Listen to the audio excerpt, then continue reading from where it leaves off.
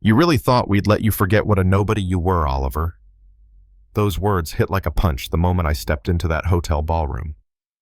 5 years had passed since college, but hearing Bradley say that brought every memory rushing back, the laughter, the pranks, the way they made me feel invisible.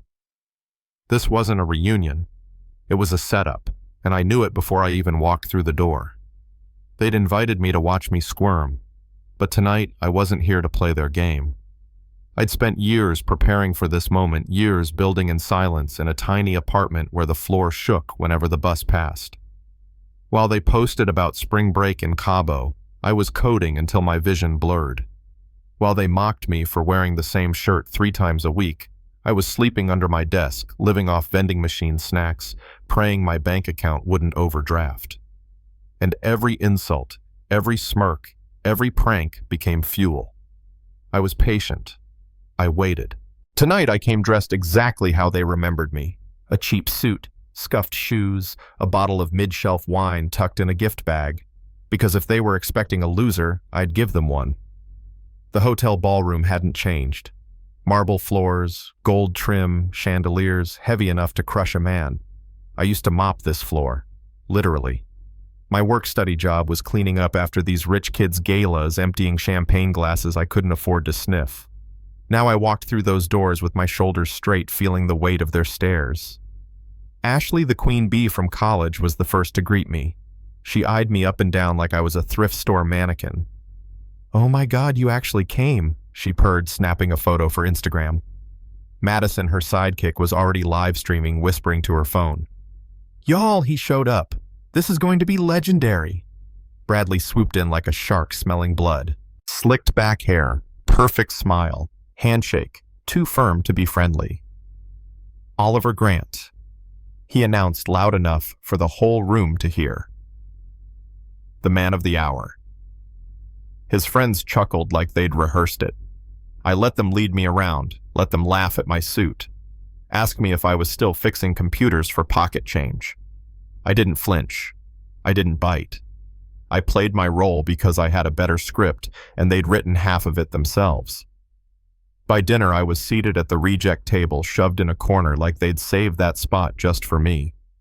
The spotlight swung to Bradley as he grabbed a microphone.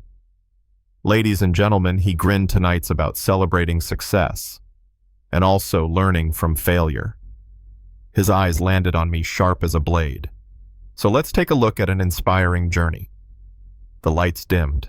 A giant screen flickered on. Slide after slide flashed across the ballroom. Me mopping this very floor in a janitor's uniform, me counting coins at the cafeteria, me fishing my textbooks out of the campus fountain after they'd thrown them in. There was laughter, loud and cruel. Madison whispered into her live stream, "This is savage. 10,000 viewers already, guys." Then came the pièce de résistance, a bar graph of everyone's net worth. Bradley's bar towered high with fake numbers, his friends' bars followed, and at the bottom a pathetic line labeled Oliver Grant, $9,000 and student loans. The room howled. People clapped like this was stand-up comedy. Bradley handed me the mic. "Any words of wisdom, Oliver?" I took it, staring out at that sea of smug faces. My heart was steady. "Thank you for the presentation," I said calmly.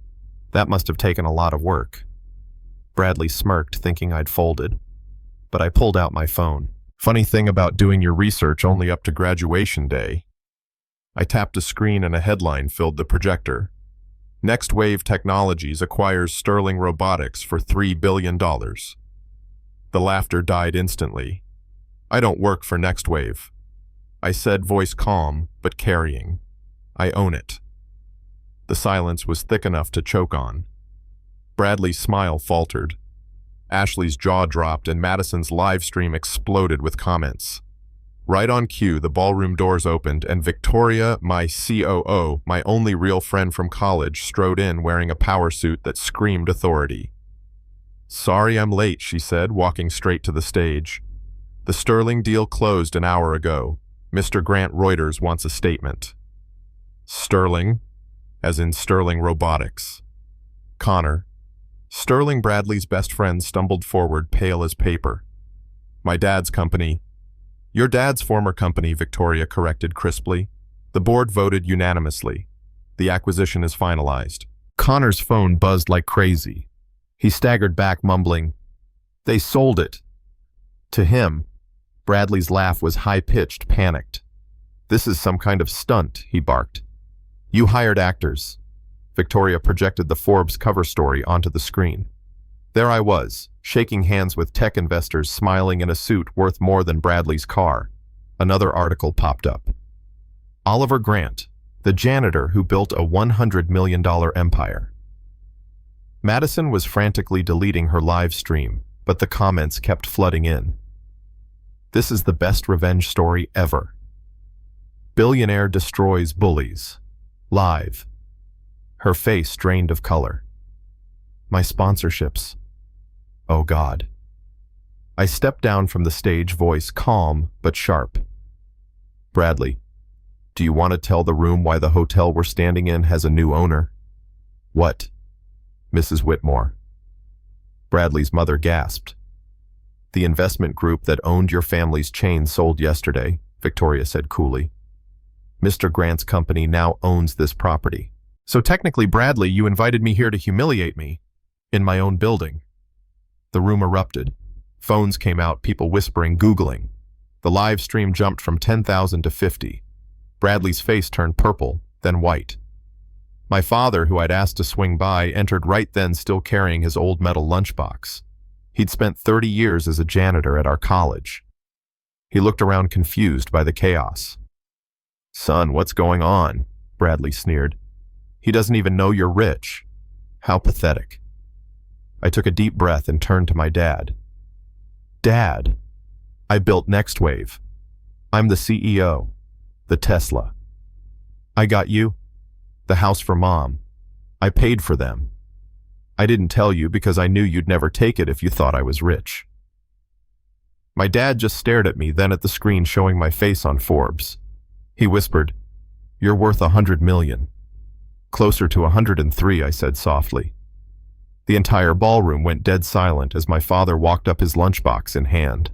He looked around at the same kids who'd laughed at me years ago. "I cleaned your dorms," he said quietly. "Mopped your puke off the floors. I saw every prank, every cruel thing you did to my boy. And he never said a word. He just worked harder. And now you're all standing in the building he owns." Nobody laughed. The SEC called Bradley right then over speaker. "Mr. Whitmore, this is Agent Johnson. We need to discuss irregularities in your hedge fund. Don't leave the country." Bradley went pale. Victoria flipped to another slide, tax records showing Mrs. Whitmore's charity skimming donations, Professor Blackwell's plagiarized research. The room erupted. Madison sobbed into her phone. Tyler begged me for a job. Ashley dumped Bradley in front of everyone. I stood there calm. "You know what's funny? I didn't plan to destroy you. I came here to quietly drink a glass of wine and leave. But you wanted me humiliated. So here we are." Connor's father was wheeled in by EMTs, pale but alive. You targeted us because of Connor," he rasped. "No," I said. "I bought your company because it was failing. Saving 3,000 jobs wasn't personal. You just made it poetic." I looked around at the chaos. This is what happens when you build your lives on cruelty. All I did was show up and tell the truth. And then I did something that shocked them all. I offered Bradley a job, entry-level customer support, $16 an hour, reporting to a supervisor younger than him. "You'll start Monday. We'll see if hard work feels different when there's no safety net." By morning, the live stream had hit 200 million views. At our press conference, I announced the Grant Foundation, $15 million for scholarships and a second chances program for anyone who'd been told they'd never succeed. Jerome, a former classmate who'd once shared his notes with me, stood proudly in a Next Wave badge he'd passed his interview that morning. Bradley showed up humbled in the same wrinkled suit from the night before. He apologized publicly and accepted the job. Even Professor Blackwell came asking for work. I hired him too, not as a professor, but as a mentor to teach students about both success and failure. As the press left, my dad pulled me aside, eyes wet. "Son," he said, "you could have crushed them, but you chose to lift them. That's what makes me proud." And I thought about all those nights I felt worthless, all the times I went home crying, all the years they thought I'd never rise above cleaning their floors. Now I stood at the top, but not to push them down. So tell me, what would you have done? Would you have crushed them or offered a hand? Leave your thoughts in the comments, because maybe the real revenge isn't proving them wrong. Maybe it's proving you never needed their approval in the first place.